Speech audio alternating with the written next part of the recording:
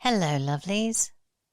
I was just watching a podcast with Dennis McKenna, like I do when I'm working, when I'm doing all of my mundane administration stuff. I tend to listen to podcasts and see if it piques my interest. And Dennis McKenna did indeed pique my interest today.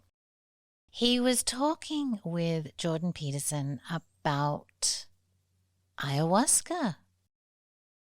Like you do when you're talking about ayahuasca, Jordan asked Dennis if he had any more insight on the nature of the discovery of ayahuasca, given the fact that there are 80,000 or more plants in the Amazonian jungle. And Dennis proceeded to answer that. In fact, I'm going to let him answer for himself. Now, how did this come about? The question always comes up. How did these indigenous people figure out this combination?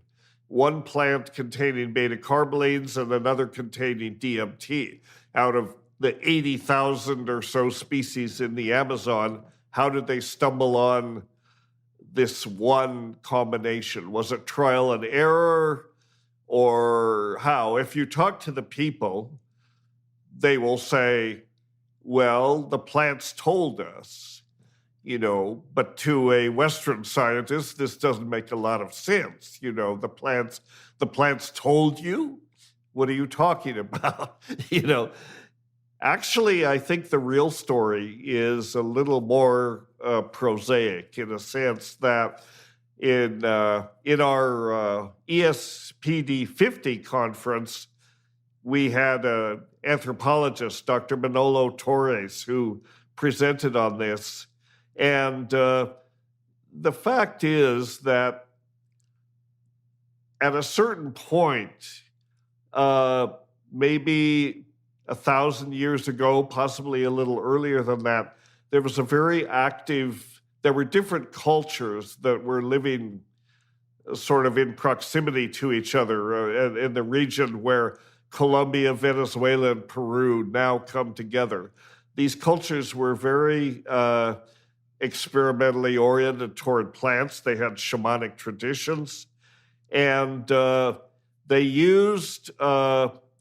they were also very active in making chicha. They were essentially beer producers. They didn't distill them, but they had different fermented beverages prepared from fruits and grains and things like that. And they had many different kinds of chicha, mostly prepared from manioc. And they were also experimentalists. They were like craft brewers today, sort of.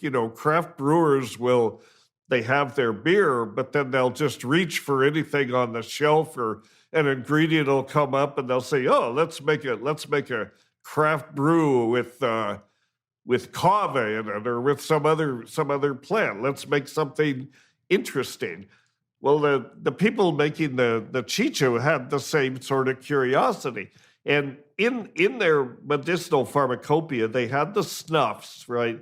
That's the other way in the Amazon that the DMT is used, in the form of snuff. And they had these snuffs. They had these antidanthera snuffs, which don't require MAO inhibitors because you take them, as a snuff. They also had Banisteriopsis, which is the vine that contains the beta-carbolines. They use that separately as a medicinal plant for various reasons, and it has some psychoactivity. Basically, I think they stumbled on this formulation.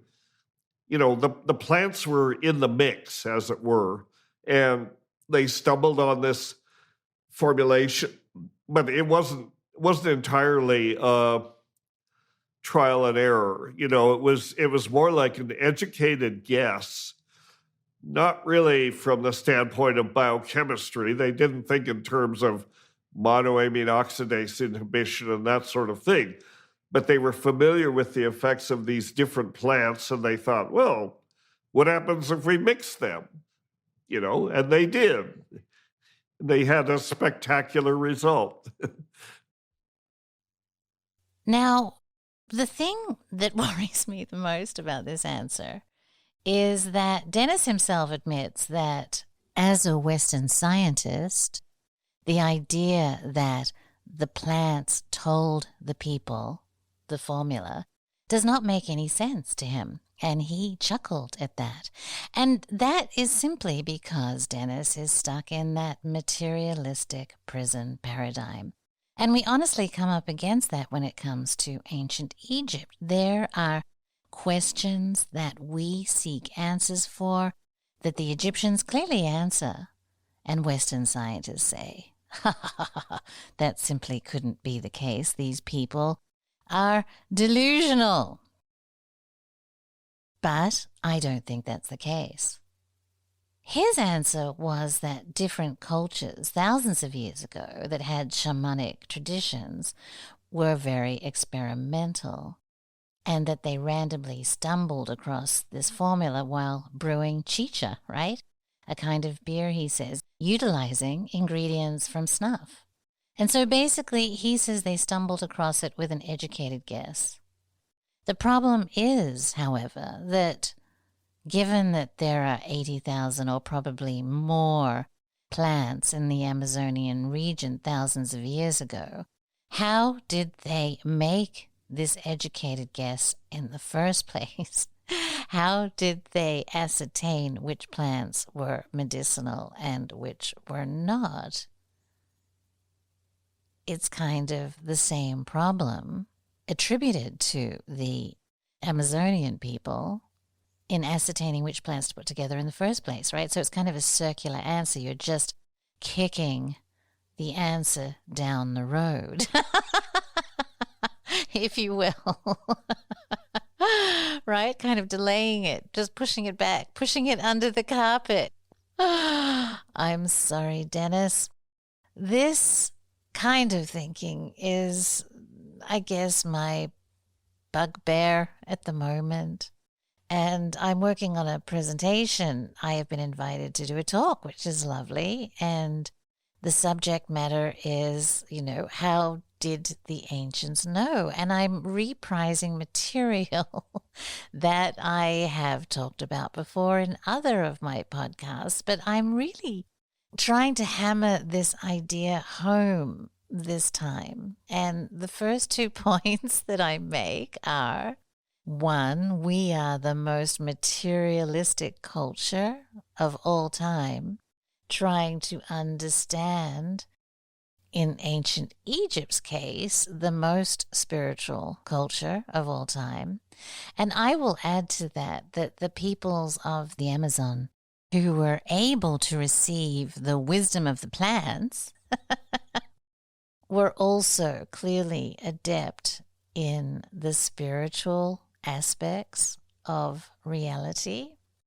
The other point that I am driving home is that our culture is not yet 300 years old, and that we have such incredible hubris to think that we are the most advanced civilization that the earth has ever known, and that we don't credit these cultures that have been on the planet for thousands of years with the ability to come up with technologies far superior to our own, albeit technologies that might be completely different from anything that we would recognize today.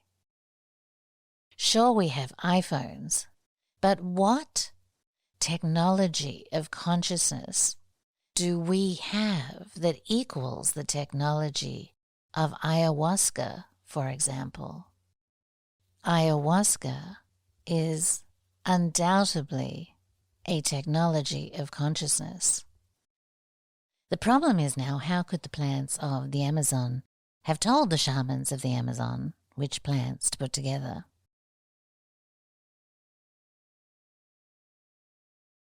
Now, Magical Egypt, as you know, or may not know, has found that the ancient Egyptians appeared to have a very well developed science of consciousness, which is hard for us to believe, as consciousness is the quote unquote hard problem of science. However, we believe we've found evidence for it in the archaeological record. And specifically, this science of consciousness was a science that enabled a human to access other kinds of consciousness, expanded kinds of consciousness, or perhaps the word cities better describes the kind of consciousness that I'm talking about. One of the things that we had to do to really unfurl this idea is to look at other ancient cultures and put together different puzzle pieces in order to clearly see what the archaeological record was showing us. And to do that, we relied on the ancient Indian cultures and the ancient Chinese cultures. And we're not the only ones to do so.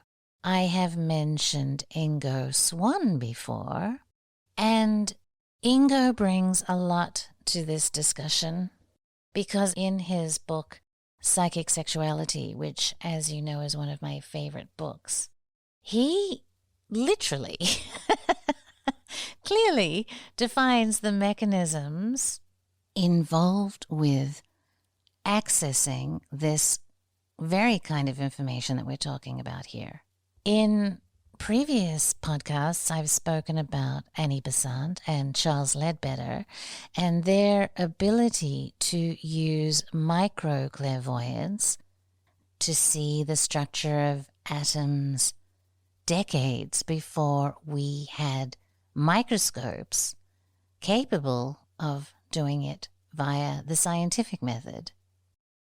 I also talked about the very interesting subject of the sexualizing energies that Charles Ledbetter had actually utilized to kick this higher function, this micro-clairvoyance online.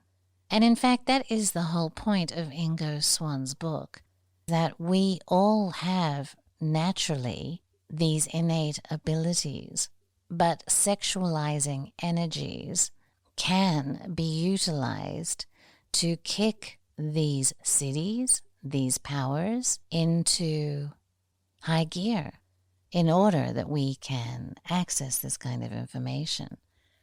Now, Ingo Swann just pointed me to a new book that I have found, which is called Chinese Super Psychics. And in that book, they talk about ancient Chinese wisdom. And once again, the ancient Chinese were completely familiar with the capacity of humans to see things beyond the material. In this book, they break down the levels of clairvoyance, or lucidity, if you like, into 5 different levels of attainment once these faculties of perception have been activated. The first level of attainment with the energizing or actualizing of these facilities is called the flesh eye. The flesh eye refers to an eye superior to an ordinary person's eye. Normally, we cannot clearly see objects that are at a great distance or are very small or dimly lit. But once you achieve the activation of flesh eye, you are able to see things no matter how far, how small, or how dark it may be.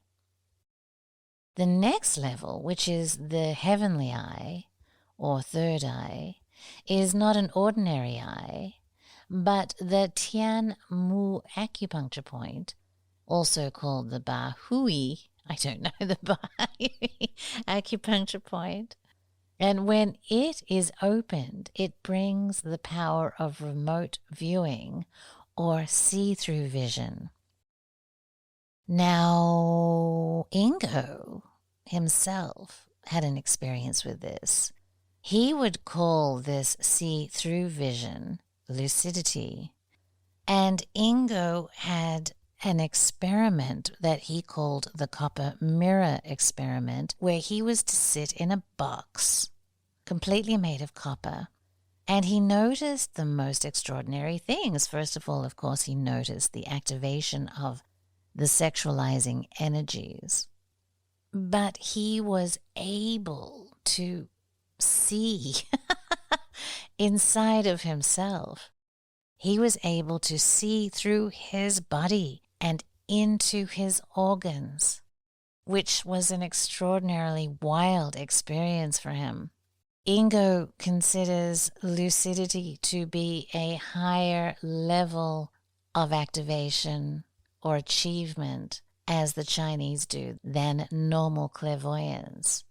It is a level of consciousness that requires activation. Now, the Chinese say it is through Qigong. Ingo Swan says it is through sexualizing energies. The ancient Egyptians point to what looks like Kundalini activation. So depending on which lineage you prefer, or which word you prefer, they are all talking about an energetic increase or an energetic activation of these faculties. But the Chinese go on to say that there is the wisdom eye. With the wisdom eye, you will not only see the whole object, you will also be able to tell its past and future. For example, you might be able to tell that a ceramic object has been through a fire 10 years ago and was slightly damaged, was recently filled with vinegar, and so on in great detail. Then the next level of activation, as the Chinese explain, is the Dharma eye. The Dharma eye not only has the powers of the wisdom eye, it also has very high energy and lights the universe. It also has the power to repair things. And finally, the Buddha eye can see the past and the future, light the universe, change the course of events, and change matter in the universe. Now, apparently, only the Buddha himself has attained the level of Buddha eye. But these other levels, the flesh eye, the heavenly eye, the wisdom eye, the Dharma eye, surely in one of those levels of lucidity, one would be able to see which plants you would put together to form ayahuasca. They could possibly glow. Their auras might be enfolded with one another, just like Ingo could see the sexualizing energies of males and females being intertwined with each other. Maybe they could see the chemical components of the plants, just like Annie Besant and Charles Ledbetter could see the components of the atom and were somehow able to figure out the right component formula to make it. For example, I don't know. Or maybe they could just access the prescription from the ether like the medical medium. I don't know if you know of the medical medium, but he is amazing and basically explains that he gets all of his insight from spirit directly. So that's another kind of eyesight, right? Sight, or the ability to hear from a different realm. I'm not sure exactly if he's clairaudient or clairvoyant. By the way, if you have a thyroid condition, or if you have a sluggish liver, for example, I highly recommend his programs. Chance and I are floored with how well they have worked for both of us. But I don't know I have not yet activated my powers, so I cannot speak from experience. But I'm sure with all of these options, with all of these activated levels of vision, there was a way that they could ascertain what the components were without trial and error. 80,000 plants. I mean, I don't know the math on that, but that has to be some astronomical number of combinations to work your way through, even with 1,000 years to do it, as Dennis mentioned. I do not have a flesh eye. I'm almost legally blind, so I can't speak to it myself. But I like the idea that with these activated visions, these cities, if you will, utilizing these sciences of consciousness that these ancients and not so ancient shamans, that they had access to so much more insight and knowledge and wisdom from the spiritual realm than we have today in our materialistic prison paradigm. So, Dennis, I'm sorry I'm going to have to disagree with your assertion that the Amazonian people obtained the recipe for ayahuasca as a result of borrowing it from another group of people that had just as many plants, that somehow through trial and error figured out the recipe without the use of these awakened faculties.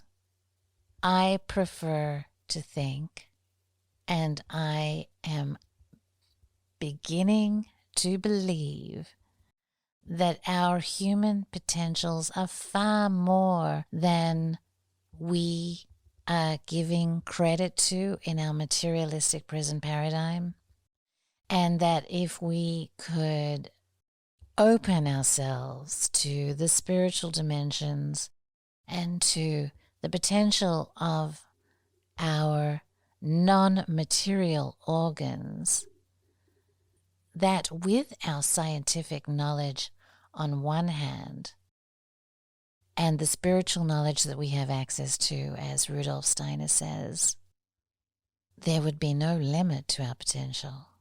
Thank you for listening, lovelies. And if you like this podcast and would like to support us, please go to magicalegypt.com, and I have made a special discount coupon just for you all. And the coupon code is LOVE. And that will get you $30 off any Magical Egypt purchase. Also, I've started a Patreon, so you can mosey on over there and see if you want to contribute. But I appreciate you listening, and I appreciate all your support, and more soon.